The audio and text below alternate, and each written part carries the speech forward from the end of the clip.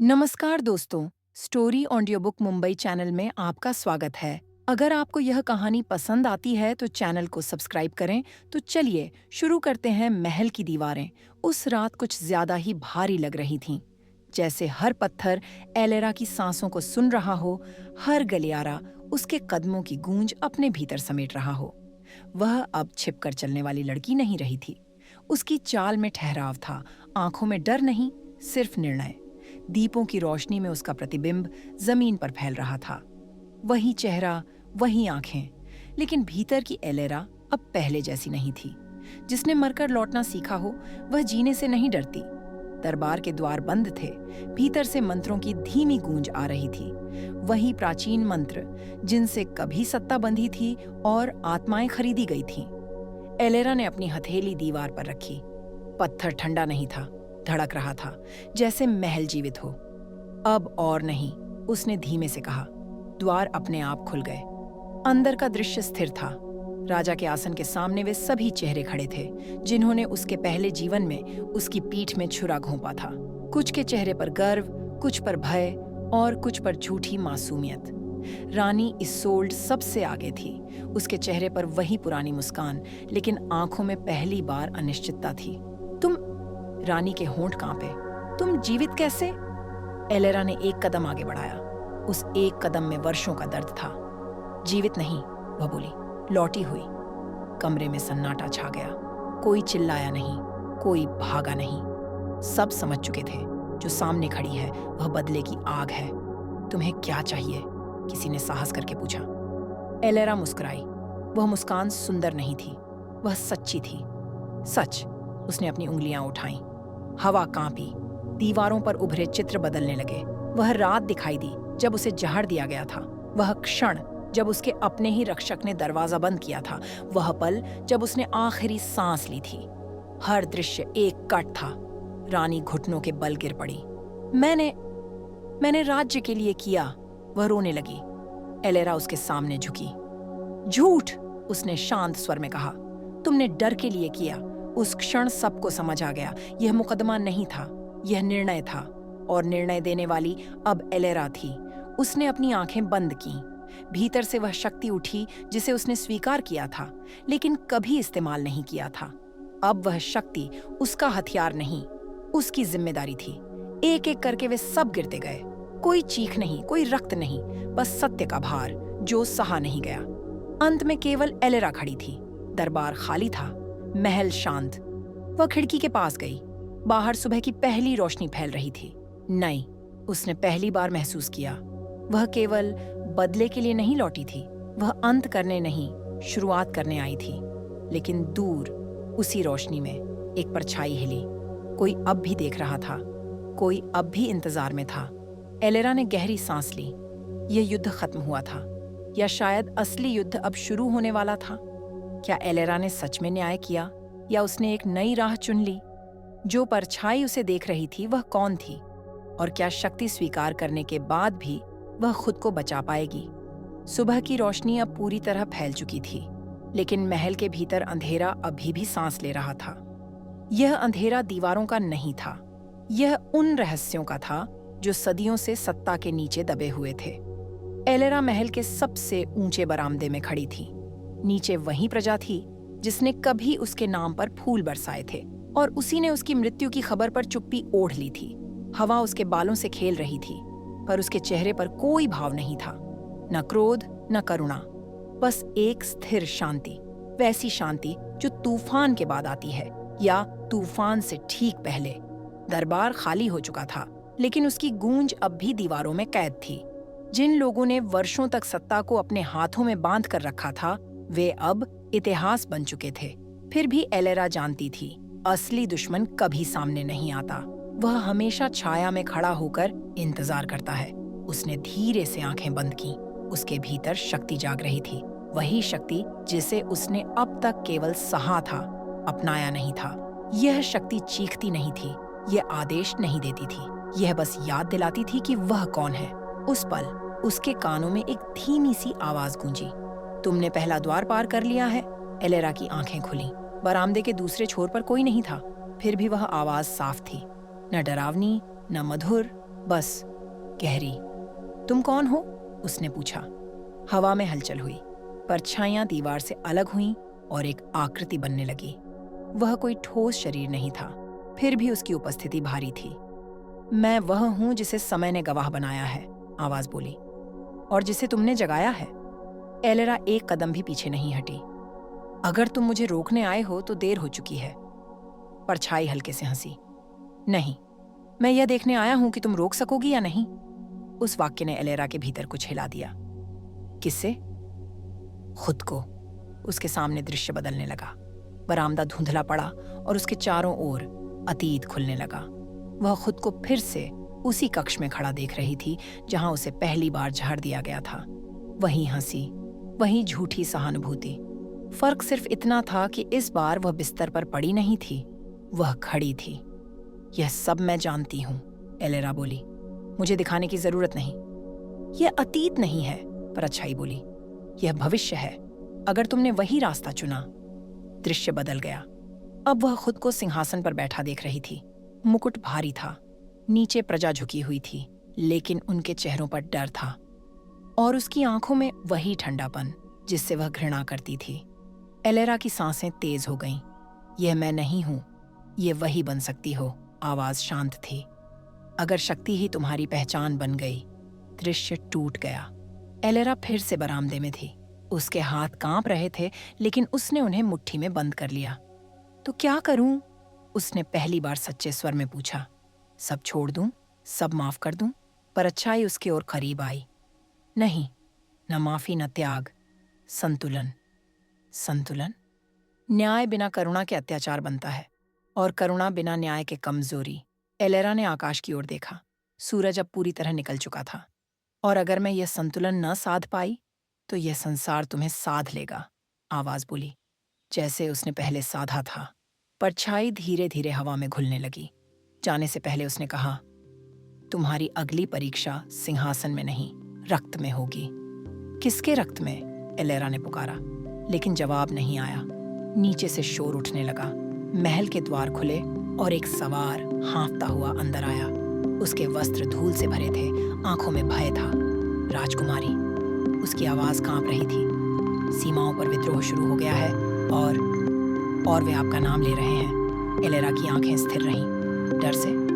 नहीं, सवार बोला, उम्मीद से। एलेरा ने गहरी सांस ली। यही वह क्षण था, बदले के बाद का, मृत्यु के बाद का, पुनर्जन्म के बाद का। उसने धीरे से कहा, तैयारी करो। वह मुड़ी। उसके कदम अब भारी नहीं थे, वे स्पष्ट थे, क्योंकि अब वह केवल लौटी हुई आत्मा नहीं थी। वह आग थी जो जलाना भी जानती थी और रोशनी देना भी। और दूर, बहुत दूर, उसी दिशा में जहां विद्रोह की लपटें उठ रही थीं, किसी ने मुस्कुराकर कहा, अब खेल सच में शुरू हुआ है। क्या यह विद्रोह एलेरा की परीक्षा है या कोई चाल? जिस परछाई ने उसे चेतावनी दी, वह मित्र थी या भविष्य का शत्रु?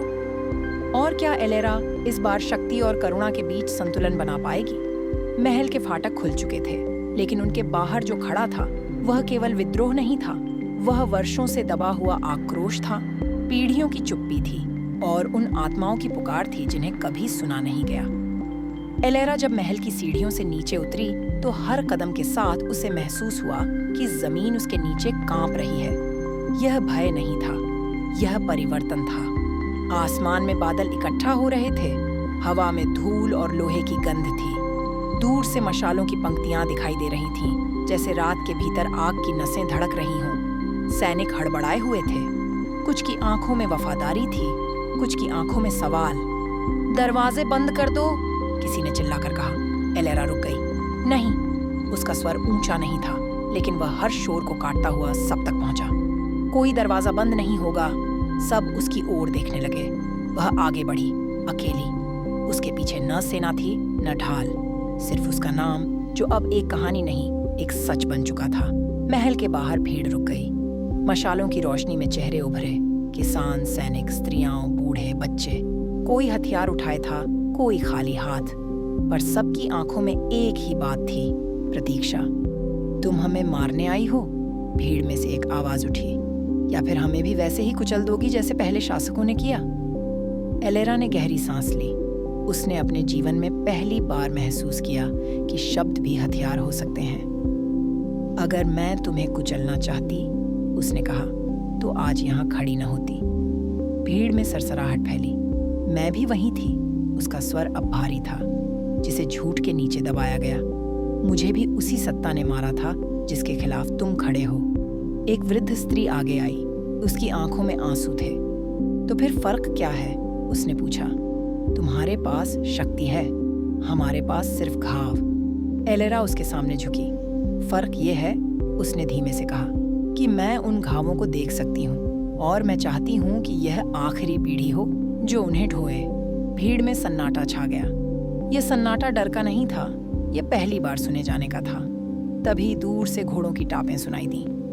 सीमा से लौटे सवार आ पहुंचे। उनके चेहरे पर खून और धूल थी। राजकुमारी, उनमें से एक बोला, विद्रोह केवल बाहर नहीं है, महल के भीतर भी है। ये सुनकर कई सैनिक पीछे हट गए। कुछ ने तलवारें ढीली कर लीं। एलेरा सीधी खड़ी रही। तो आज सच सामने आएगा, उसने कहा। वह मुड़ी और महल की ओर वापस चली। इस बार उसके पीछे भीड़ चल पड़ी। कोई आदेश नहीं, कोई मजबूरी नहीं, बस विश्वास। महल के मुख्य कक्ष में पहुंचते ही हवा बदल गई। वहां वे लोग खड़े थे जो अब तक छाया में थे। पुराने मंत्रियों के पुत्र, गुप्त सौदों के वारिस, वे जिन्होंने सत्ता को कभी छोड़ा नहीं था। तुम्हें यहां नहीं होना चाहिए था, उनमें से एक ने कहा। एलेरा की आंखों में कोई क्रोध नहीं था। और तुम्हें कभी यहां नहीं होना चाहिए था, उसने उत्तर दिया। उस क्षण दीवारों पर उभरे पुराने चिन्ह चमकने लगे। यह वही शक्ति थी, लेकिन अब वह अनियंत्रित नहीं थी। वह एलेरा की सांसों के साथ चल रही थी। आज कोई युद्ध नहीं होगा, उसने कहा। आज चयन होगा। एक एक करके लोग आगे आए। कुछ ने हथियार छोड़े, कुछ भागे और कुछ खड़े रहे। अंत तक जब सब शांत हुआ तो एलेरा थकी नहीं थी, वह भारी भी नहीं थी, वह बस स्थिर थी। बाहर बारिश शुरू हो चुकी थी। पहली बूंद उसके हाथ पर गिरी, ठंडी, सच्ची। उसने आसमान की ओर देखा। अगर यह परीक्षा थी, उसने मन ही मन कहा, तो मैं अभी भी सीख रही हूँ। लेकिन कहीं दूर बारिश की आवाज के नीचे किसी और की सांसें चल रही थीं। कोई था जो इस बदलाव को देख रहा था और उससे डर नहीं रहा था। क्या एलेरा ने विद्रोह को शांत किया या उसे एक नई दिशा दी? महल के भीतर छिपे शत्रु क्या सच में समाप्त हो चुके हैं? और जो दूर से यह सब देख रहा है, वह अगली चाल कब चलेगा? बारिश थम चुकी थी, लेकिन उसकी नमी अब भी महल की दीवारों में बसी हुई थी, जैसे पत्थर पत्थर ने उस रात की गवाही अपने भीतर कैद कर ली हो। एलेरा अकेली अपने कक्ष में खड़ी थी। दीपक की लौ स्थिर थी, पर उसकी परछाई दीवार पर लगातार हिल रही थी, मानो वह उससे अलग कोई और हो।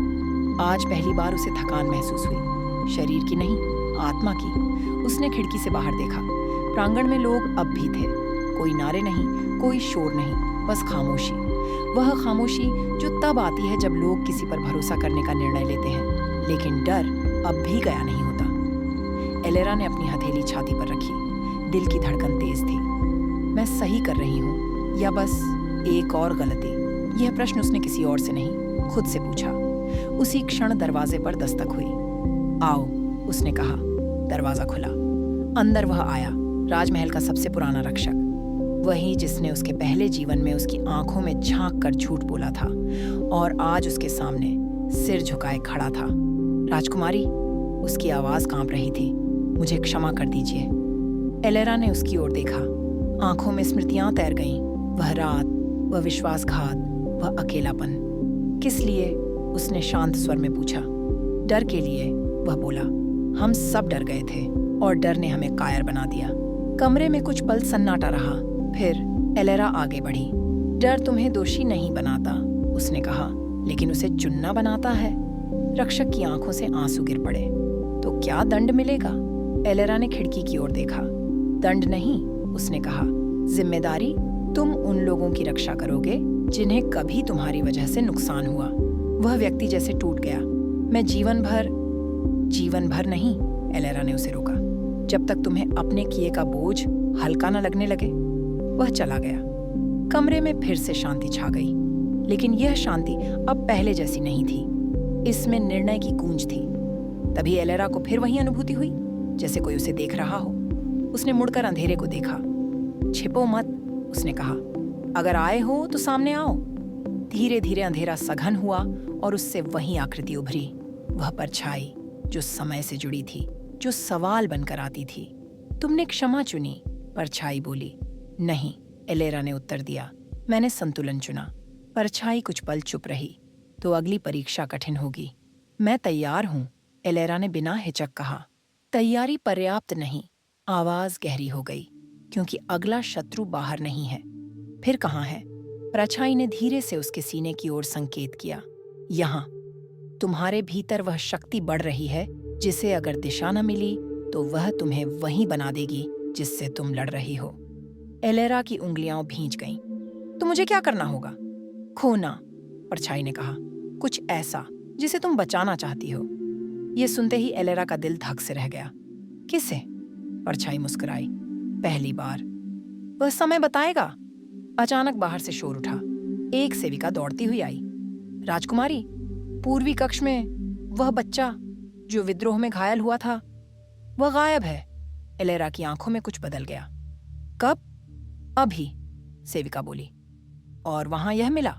उसने आगे बढ़ाकर एक छोटा सा चिन्ह दिया, वही प्रतीक जो एलेरा ने कभी केवल पुराने ग्रंथों में देखा था, बलिदान का चिन्ह। एलेरा ने उसे मुट्ठी में भींच लिया। तैयारी करो, उसने कहा, यह खेल अब और निजी हो गया है। परछाई धीरे धीरे हवा में घुल गई। जाते जाते उसकी आवाज गूंजी, याद रखना, हर वापसी का मूल्य होता है। एलेरा अकेली खड़ी रह गई। उसकी आंखों में डर नहीं था, बस एक सवाल था जो अब युद्ध बन चुका था। क्या बच्चे का गायब होना एलेरा को फंसाने की चाल है? उसके भीतर बढ़ती शक्ति क्या उसे नियंत्रित करेगी या वह उसे साध पाएगी? और अगली परीक्षा में वह क्या खोने वाली है और क्या उसे सह पाएगी? रात फिर लौट आई थी, लेकिन यह रात पहले जैसी नहीं थी। महल की छतों पर खामोशी नहीं, बेचैनी बैठी थी। हर दीपक की लौ कांप रही थी, जैसे हवा से नहीं, किसी अनदेखी उपस्थिति से डर रही हो। एलेरा तेज कदमों से पूर्वी कक्ष की ओर बढ़ रही थी। उसका चेहरा कठोर था, लेकिन भीतर कहीं कुछ टूटने की आवाज लगातार गूंज रही थी। वह बच्चा जिसे उसने अपने हाथों से पानी पिलाया था, जिसकी आंखों में उसने पहली बार उम्मीद देखी थी। कमरा खाली था, बिस्तर बिखरा हुआ, खिड़की खुली, पर्दा हवा में फड़फड़ा रहा था, मानो किसी ने जल्दबाजी में भागते हुए उसे छुआ हो। फर्श पर हल्के से पैरों के निशान थे, छोटे, डर से कांपते हुए। एलेरा घुटनों के बल बैठ गई। उसने जमीन को छुआ। इसे यहां से कोई जबरदस्ती ले गया है, उसने धीमे से कहा। उसके पीछे खड़े सैनिकों में से किसी ने पूछा, क्या हम शहर में खोज शुरू करें? एलेरा ने सिर उठाया। उसकी आंखों में अब आग थी, लेकिन वह अंधी नहीं थी। नहीं, उसने कहा, वे यही चाहते हैं कि हम शोर करें। वह उठी, कमरे की दीवारों पर नजर दौड़ाई, फिर उसकी निगाह उस प्रतीक पर पड़ी, वही बलिदान का चिन्ह जो अब भी हवा में जला हुआ सा महसूस हो रहा था। यह चेतावनी है, उसने कहा, और चुनौती भी। उस पल उसे समझ आ गया, यह कोई साधारण अपहरण नहीं था, यह परीक्षा थी, वही परीक्षा जिसके बारे में परछाई ने कहा था। वह महल के सबसे पुराने हिस्से की ओर मुड़ी, जहां कभी देवताओं के नाम पर अनुष्ठान होते थे और अब सिर्फ परछाइयां रहती थीं। रास्ता लंबा था, हर कदम के साथ स्मृतियां लौटती रहीं, उसका पहला जीवन, उसका अंतिम श्वास और वह क्षण जब समय ने उसे वापस फेंका था। पुराने गलियारे में ठंड थी, दीवारों पर उकेरे गए चिन्ह चमकने लगे, जैसे उससे पहचान रहे हों। तुम यहाँ आई हो, एक फुसफुसाहट गूंजी। एलेरा रुकी नहीं। मैं अपने बच्चे को लेने आई हूँ, उसने कहा, और तुम्हें रोकने। अचानक सामने का द्वार अपने आप खुल गया। भीतर अंधेरा था, घना, गहरा, और उसी अंधेरे के बीच एक वेदी थी। उस पर वही बच्चा बैठा था, डरा हुआ लेकिन जीवित। उसके सामने खड़ा था एक व्यक्ति, चेहरा ढका हुआ, आवाज जानी पहचानी नहीं, लेकिन इरादा साफ। तुमने शक्ति चुनी, वह बोला, अब कीमत चुकाओ। एलेरा आगे बढ़ी। कीमत हमेशा कमजोर से ली जाती है, उसने कहा, मजबूत से नहीं। उसने अपनी हथेली उठाई। हवा भारी हो गई, दिए बुझ गए, लेकिन इस बार अंधेरा हावी नहीं हुआ, वह झुक गया। उसे छोड़ दो, एलेरा का स्वर स्थिर था। यह युद्ध तुम्हारा और मेरा है। वह व्यक्ति हंसा। तुम अब भी सोचती हो कि यह युद्ध है? उसने हाथ हिलाया। जमीन हिली, वेदी पर बने चिन्ह जल उठे। बच्चा चीख पड़ा। एलेरा के भीतर कुछ टूट गया और उसी क्षण कुछ जुड़ भी गया। उसने शक्ति को दबाया नहीं, उसने उसे दिशा दी। एक तेज प्रकाश फूटा। कोई विस्फोट नहीं, कोई विनाश नहीं, बस सत्य। वेदी के चिन्ह बुझ गए। अंधेरा पीछे हट गया। वह व्यक्ति लड़खड़ाया। एलेरा ने बच्चे को अपनी बाहों में उठा लिया। अब खत्म हुआ, उसने कहा। वह व्यक्ति पीछे हटा। यह तो बस शुरुआत है, उसकी आवाज गूंजी। तुमने अभी तक असली कीमत नहीं चुकाई। और वह गायब हो गया। कमरा शांत हो गया। बच्चा एलेरा से लिपट गया, रोते हुए। एलेरा ने उसकी पीठ थपथपाई। उसके हाथ कांप रहे थे, लेकिन उसने बच्चे को और कसकर थाम लिया। वह जानती थी, अब यह कहानी केवल उसकी नहीं रही। अब हर निर्दोष जीवन उसका उत्तरदायित्व था। वह बाहर निकली। रात की हवा ठंडी थी, लेकिन उसमें डर नहीं था। एलेरा ने आसमान की ओर देखा। अगर मुझे खोना है, उसने मन ही मन कहा, तो मैं तैयार हूं, लेकिन किसी और को नहीं। दूर कहीं अंधेरे के भीतर किसी ने उसकी यह प्रतिज्ञा सुन ली थी और मुस्कुराया। क्या यह अपहरण एलेरा की पहली असली परीक्षा थी? जो व्यक्ति अंधेरे में गायब हुआ, वह कौन है और क्या वह फिर लौटेगा? और अब जब एलेरा ने शक्ति को दिशा दे दी है, क्या वह उसकी कीमत चुकाने से बच पाएगी? सुबह देर से आई थी, जैसे वह खुद भी इस महल में लौटने से हिचक रही हो। रात की घटनाएं अब भी हवा में तैर रही थीं, दीवारों पर, गलियारों में और एलेरा की सांसों में। बच्चा सुरक्षित था, शांति से सो रहा था, लेकिन एलेरा जानती थी कि असली खतरा टला नहीं है। वह बस रूप बदलकर पीछे हट गया है। एलेरा प्राचीन ग्रंथालय में खड़ी थी। यह स्थान कभी ज्ञान का मंदिर था, अब रहस्यों की कब्रगाह। ऊंची अलमारियों में बंद ग्रंथ ऐसे लग रहे थे जैसे वे उसे देख रहे हों, परख रहे हों। उसने एक धूल जमी पुस्तक निकाली। उसके पन्ने खोलते ही उंगलियां ठिठक गईं। वही चिन्ह, बलिदान का, अब शब्दों के बीच सांस ले रहा था। यह कोई अकेला अनुष्ठान नहीं, उसने बुदबुदाया। यह एक परंपरा है। पीछे से किसी के कदमों की आहट आई। एलेरा बिना मुड़े बोली, अगर तुमने मुझे फिर रोकने की कोशिश की, तो इस बार मैं नहीं रुकूंगी। मैं रोकने नहीं आया। वह आवाज जानी पहचानी थी। राजमहल का शाही वैद्य। उसकी आंखों में आज डर नहीं, पछतावा था। मैं सच बताने आया हूं, एलेरा मुड़ी। कितना सच? उतना जितना तुमने पहले छुपाया था। वैद्य ने सिर झुका लिया। उस रात जब आपको झड़ दिया गया था, वह केवल एक आदेश नहीं था, वह एक चयन था। एलेरा की आंखें सख्त हो गईं। किसका चयन? आपका, वह बोला, या यूं कहूं, आपके भीतर की शक्ति का। उसने बताया कि वर्षों पहले एक भविष्यवाणी लिखी गई थी, एक ऐसी आत्मा के बारे में जो मरेगी, लौटेगी और फिर संतुलन चुनेगी। उसी आत्मा को या तो मोड़ा जा सकता था या मिटाया जा सकता था। रानी और उसके सहयोगियों ने पहला रास्ता चुना। वे शक्ति चाहते थे, आत्मा नहीं। और वह आदमी? एलेरा ने पूछा। जो अंधेरे में था। वैद्य की आवाज कांप गई। उसे संरक्षक कहा जाता है। वह किसी एक पक्ष का नहीं होता। वह परीक्षा का द्वार है। एलेरा ने खिड़की से बाहर देखा। प्रजा जाग चुकी थी। जीवन चल रहा था, जैसे कुछ हुआ ही ना हो। तो अगली परीक्षा? उसने पूछा। खुला सच, वैद्य बोला। महल के नीचे, जहां पहली संधि हुई थी। एलेरा ने बिना समय गंवाए आदेश दिया। गुप्त मार्ग खोले गए। सीढ़ियां नीचे उतरती गईं और हवा भारी होती गई। दीवारों पर उकेरे गए चेहरे अब साफ दिखने लगे। वे शासक जिन्होंने कभी न्याय और शक्ति के बीच सौदा किया था। सबसे नीचे एक कक्ष था, बीच में पत्थर का वृत्त। उसी पर लिखा था, जो लौटे वहीं चुने। जैसे ही एलेरा ने कदम रखा, कक्ष जीवित हो उठा। आवाजें, फुसफुसाहटें, यादें, सब एक साथ। उसे अपने पहले जीवन की पीड़ा दिखी, दूसरे जीवन की शक्ति और तीसरे जीवन की आशंका। वह जीवन जिसमें वह खुद को खो देती। यहाँ कोई तलवार काम नहीं आएगी, वही परिचित आवाज गूंजी। यहाँ केवल निर्णय। एलेरा ने आंखें बंद की। उसने भीतर झांका। डर था, क्रोध था, करुणा थी, और इनके बीच एक पतली सी रेखा, संतुलन। मैं चुनती हूं, उसने कहा, सच को, बिना उसे हथियार बनाए। पत्थर का वृत्त चमका। आवाजें शांत हुईं। कक्ष ने जैसे राहत की सांस ली। तुम्हें रोका नहीं जाएगा, आवाज बोली, लेकिन कीमत अब भी बाकी है। ऊपर लौटते समय एलेरा हल्की नहीं थी, वह स्पष्ट थी। उसे पता था कि आगे क्या करना है।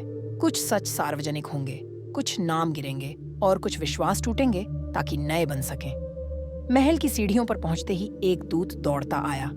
सीमा से संदेश, वह बोला। संरक्षक का निशान फिर दिखा है, लेकिन इस बार वह अकेला नहीं है। एलेरा ने गहरी सांस ली। तो चलो, उसने कहा। अब इंतजार नहीं।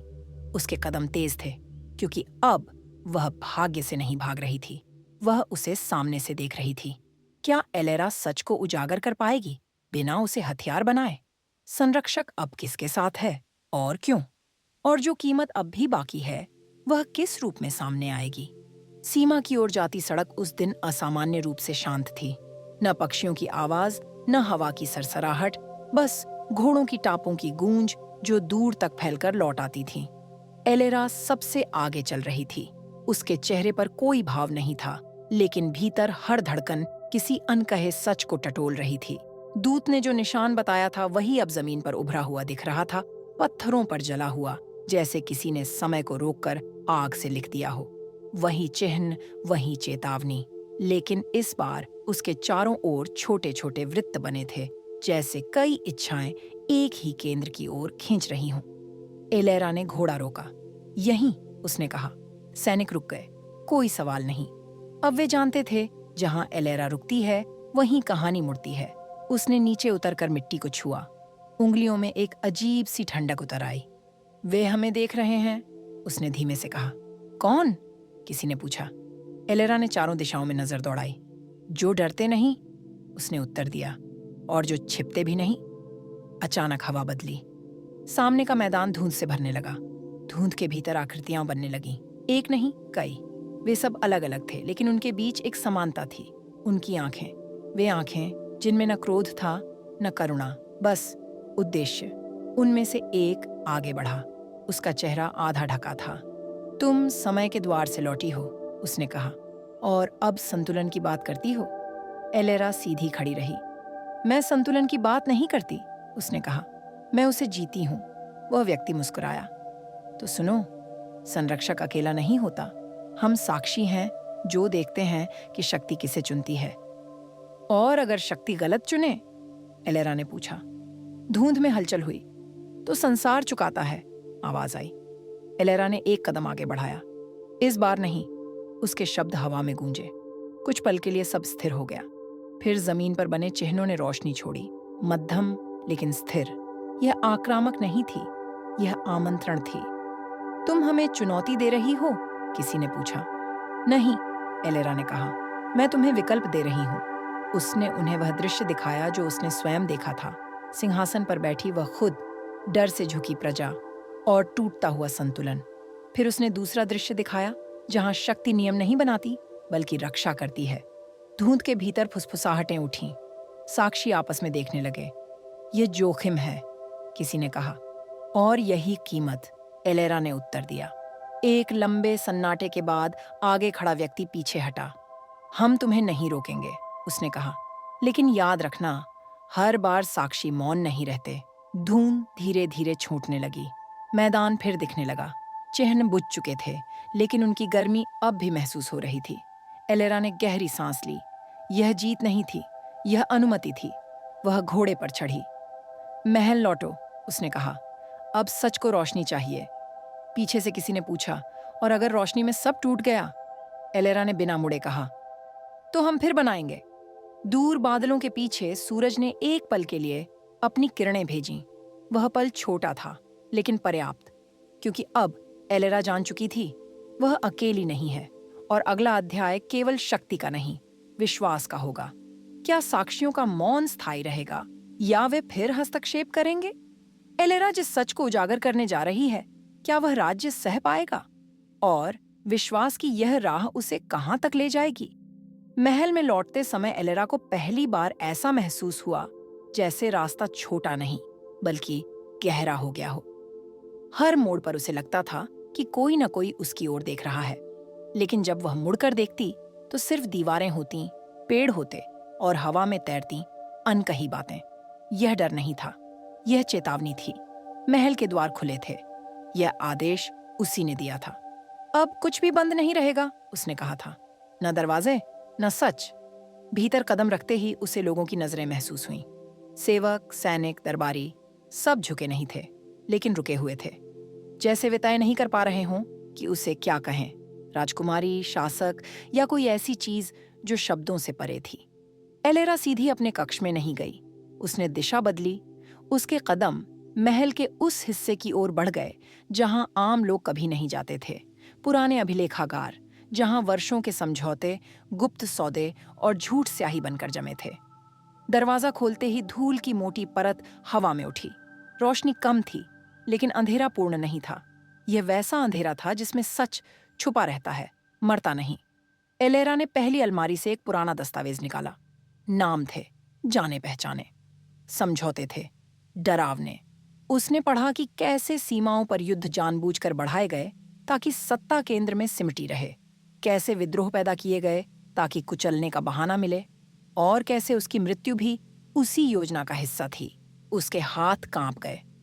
तो मैं सिर्फ बलिदान नहीं थी, उसने खुद से कहा, मैं उदाहरण थी। उस पल उसके भीतर कुछ ठंडा होकर जम गया। न गुस्सा, न आंसू, बस एक ठोस निर्णय। पीछे से कदमों की आहट आई। अगर तुमने ये सब पढ़ लिया, एक भारी आवाज बोली, तो वापसी का रास्ता नहीं बचेगा। एलेरा मुड़ी। सामने खड़ा था वह व्यक्ति जिसे सब मूक संरक्षक कहते थे, जो वर्षों से दरबार में था, लेकिन कभी किसी पक्ष में नहीं दिखा। उसकी आंखों में थकान थी और शायद थोड़ी राहत भी। वापसी? एलेरा ने पूछा। मैं तो बहुत पहले लौट चुकी हूं। वह व्यक्ति आगे बढ़ा। ये दस्तावेज बाहर गए, उसने कहा, तो राज्य हिल जाएगा। राज्य पहले ही हिल चुका है, एलेरा ने उत्तर दिया। बस अब गिरने की बारी है। और उसके नीचे लोग दबेंगे, वह बोला। एलेरा चुप रही। फिर उसने धीरे से कहा, इसलिए मैं यह काम अकेले नहीं करूंगी। उसी क्षण द्वार खुला। भीतर वे लोग आए जिन्हें कभी दरबार में बोलने का अधिकार नहीं था। सीमाओं से आए प्रतिनिधि, विद्रोह में बचे लोग, और वह वृद्ध स्त्री भी जिसने पहले दिन उससे सवाल किया था। हम सुनना चाहते हैं, उस स्त्री ने कहा। सब कुछ। एलेरा ने दस्तावेज उनके सामने रख दिए। तो सुनो, उसने कहा। घंटों तक सच बहता रहा। नाम, घटनाएं, फैसले। कोई रोया, कोई चुप रहा, कोई क्रोध से कांपा, लेकिन कोई भागा नहीं। जब आखिरी पन्ना बंद हुआ तो कमरे में सन्नाटा था, भारी लेकिन ईमानदार। अब? किसी ने पूछा। एलेरा ने गहरी सांस ली। अब चुनाव, उसने कहा। मेरे लिए नहीं, अपने लिए। उसी क्षण महल के बाहर शोर उठा। कुछ सैनिक भागते हुए आए। राजकुमारी, उन्होंने कहा, पुराने कुलों ने हथियार उठा लिए हैं। वे कहते हैं आपने सीमा लांघ दी है। एलेरा की आंखें उठीं। हाँ, उसने शांत स्वर में कहा, मैंने लांघ दी है। वह बाहर निकली। सामने आसमान में बादल घिराए थे। हवा तेज थी। यह युद्ध की हवा नहीं थी, यह बदलाव की थी। उसने ऊंची आवाज में कहा, ताकि सब सुन सकें। जो मेरे साथ खड़ा है वह डर के बिना खड़ा हो, और जो मेरे खिलाफ है वह भी बिना झूठ के आए। भीड़ में हलचल हुई। कुछ लोग आगे बढ़े, कुछ पीछे हटे, कुछ वहीं खड़े रहे, बीच में। एलेरा ने सब देख लिया। उसी पल दूर किसी ऊंचाई से वही परिचित परछाई उसे देख रही थी। उसकी आवाज हवा में घुली। अब तुम समझी हो, शक्ति का सबसे कठिन रूप। एलेरा ने आसमान की ओर देखा। हाँ, उसने मन ही मन कहा, जिम्मेदारी। बादलों के पीछे बिजली चमकी, लेकिन बारिश नहीं हुई, क्योंकि यह अध्याय आंसुओं का नहीं था, यह निर्णय का था। और यह निर्णय अब सिर्फ एलेरा का नहीं रहा था। क्या सच को सामने लाने से राज्य टूटेगा या नया बनेगा? पुराने कुलों का यह विद्रोह कितना गहरा है, और जब जिम्मेदारी ही शक्ति बन जाए तो क्या एलेरा उसका भार उठा पाएगी? महल के आंगन में खड़े लोग सांस रोके हुए थे। हवा भारी थी, जैसे आने वाले शब्दों का बोझ वह पहले ही उठा रही हो। पुराने कुलों का विद्रोह अब केवल अफवाह नहीं रहा था, वह वास्तविक था, सशस्त्र था और संगठित भी। एलेरा यह समझ चुकी थी कि यह टकराव केवल तलवारों का नहीं होगा, बल्कि विचारों का होगा, और विचारों की चोट अक्सर गहरी होती है। उसने धीरे धीरे सीढ़ियां उतरी। हर कदम पर उसे अपने पिछले जीवन की गूंज सुनाई दे रही थी। वह एलेरा जो डरती थी, जो विश्वास करती थी और जो उसी विश्वास में मारी गई। लेकिन आज उसकी चाल में वह लड़खड़ाहट नहीं थी। आज वह अकेली नहीं थी। वे परिषद बुला रहे हैं, एक सैनिक ने पास आकर कहा। पुराने कुलों की आपात सभा, वे आपको हटाने की मांग करेंगे। एलेरा के होंठों पर हल्की सी मुस्कान आई। हटाने? उसने दोहराया। जिसे वे मार नहीं सके उसे हटाएंगे? वह मुड़ी और सीधे उस सभागृह की ओर चल पड़ी जहां वर्षों से फैसले बंद दरवाजों के पीछे होते आए थे। आज वे दरवाजे खुले थे और भीतर बैठे चेहरे भी बेचैन। सभा शुरू होते ही आरोपों की बौछार होने लगी। तुमने व्यवस्था तोड़ी है, तुमने प्रजा को भड़काया है, तुम राज्य को कमजोर कर रही हो। एलेरा चुपचाप सुनती रही। उसकी चुप्पी ने उन्हें और साहसी बना दिया। अंत में वह खड़ी हुई। क्या मैंने व्यवस्था तोड़ी? उसका स्वर शांत था, लेकिन हर शब्द स्पष्ट। या मैंने सिर्फ वह आईना सामने रखा जिसमें तुम खुद को देख नहीं पाए? कक्ष में सन्नाटा छा गया। उसने आगे कहा, तुम जिसे कमजोरी कहते हो वह वर्षों का अन्याय था, और जिसे तुम शक्ति कहते हो वह डर। एक बुजुर्ग कुलपति खड़ा हुआ। तुम बहुत आगे बढ़ गई हो राजकुमारी। याद रखो, इतिहास वही लिखता है जो जीतता है। एलेरा ने उसकी आंखों में देखा। नहीं, उसने कहा, इतिहास वही लिखता है जो बचता है। उसने संकेत किया। द्वार खुले। भीतर वे लोग आए जिन्हें कभी यहाँ बोलने का अधिकार नहीं मिला था। सीमा के सैनिक, विद्रोह से बचे लोग और वे परिवार जिनकी जमीनें छीनी गई थीं। उनके हाथों में दस्तावेज थे, गवाहियां थीं और सबसे ज्यादा सच था। आज कोई फैसला तलवार से नहीं होगा, एलेरा बोली। आज जवाब दिए जाएंगे। एक एक करके सच सामने आने लगा। वर्षों पुराने अपराध, गुप्त कर, छिपे समझौते। कुछ चेहरे पीले पड़ गए, कुछ ने विरोध किया, लेकिन अब रोकने का कोई रास्ता नहीं था। तभी बाहर शोर उठा। वे आ गए हैं, किसी ने चिल्लाया। पुराने कुलों की निजी सेनाएं महल के बाहर इकट्ठा हो चुकी थीं। कक्ष में घबराहट फैल गई। अब क्या? किसी ने पूछा। एलेरा ने गहरी सांस ली। ये वही क्षण था जिसके लिए वह लौट कर आई थी। वह बाहर निकली। सामने हथियारों से लैस लोग थे। उनके पीछे झंडे, पुराने प्रतीकों वाले। सत्ता की आखिरी कोशिश।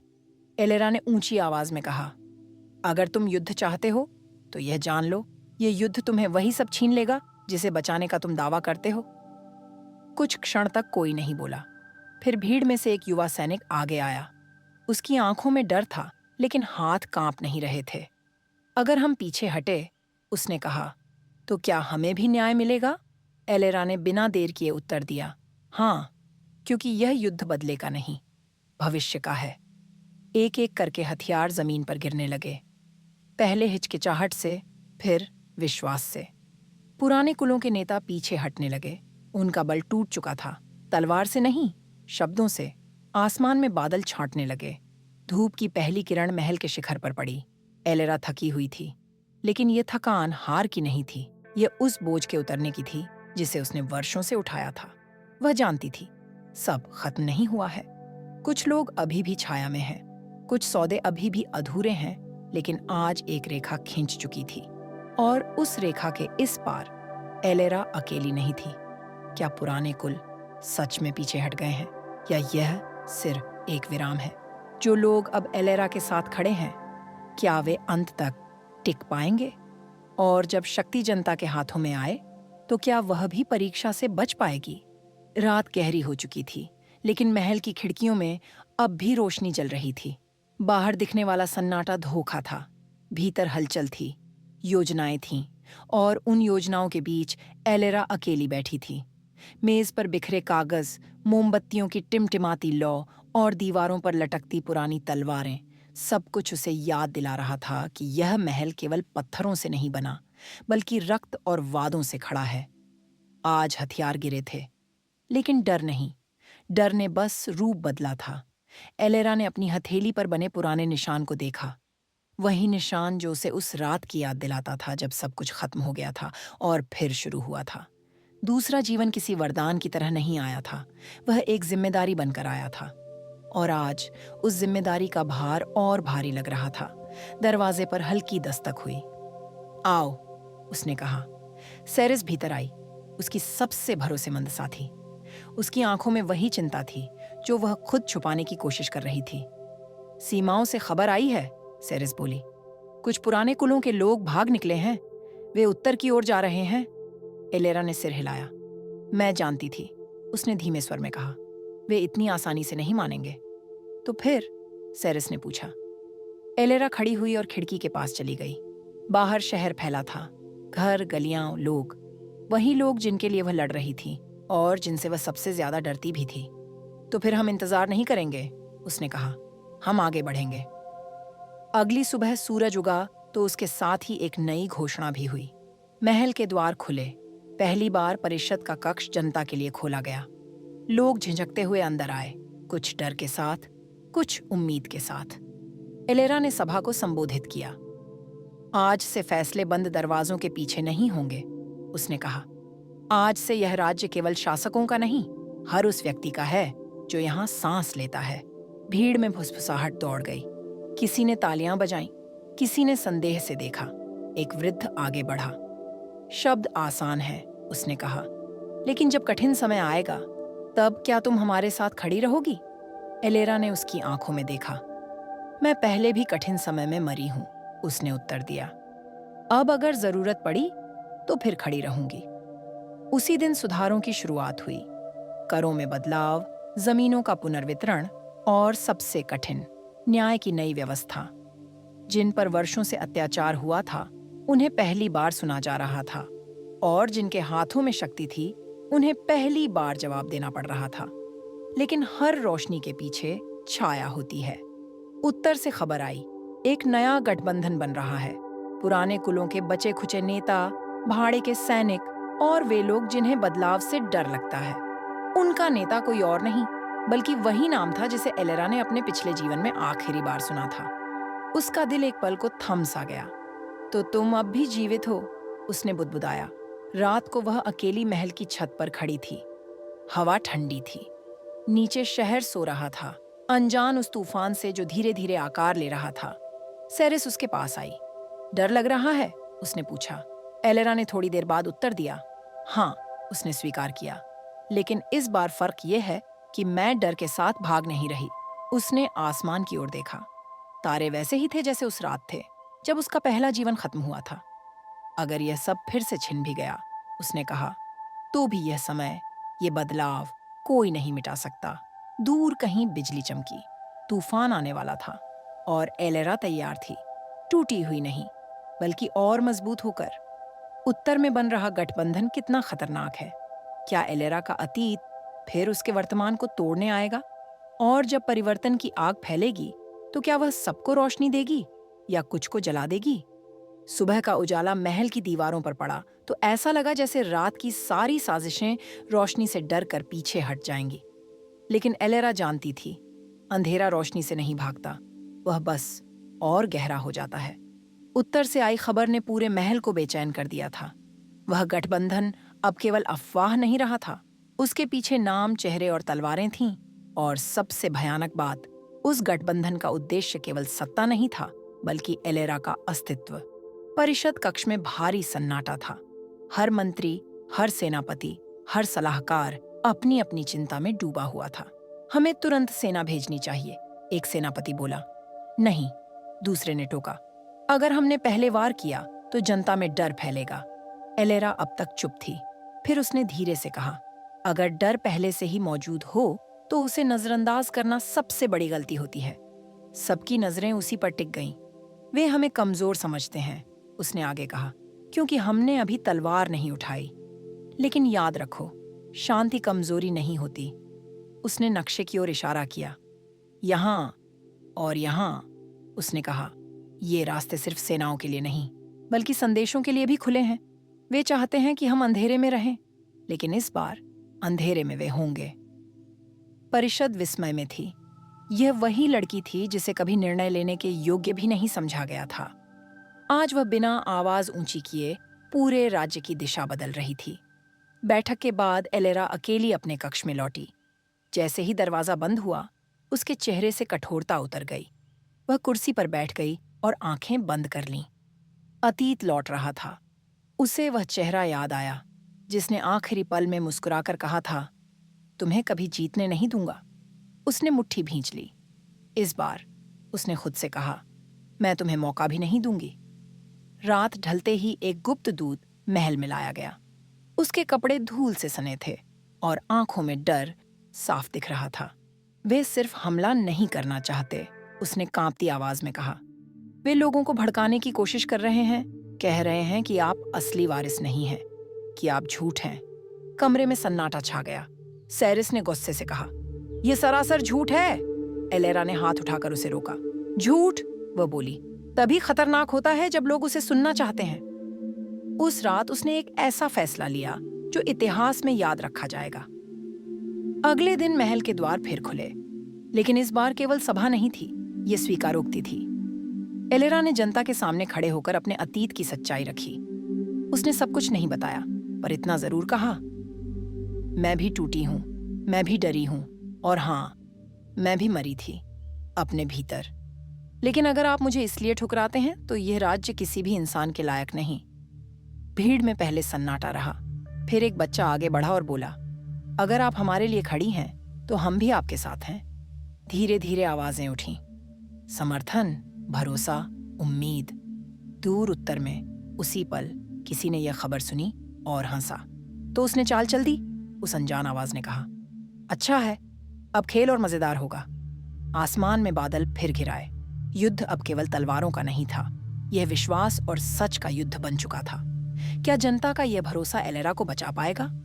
उत्तर का वह अनजान व्यक्ति आखिर कौन है? और जब सच और झूठ आमने सामने होंगे तो जीत किसकी होगी? अगर आपको अगला एपिसोड चाहिए तो लाइक करें, कमेंट करें और चैनल को सब्सक्राइब करें।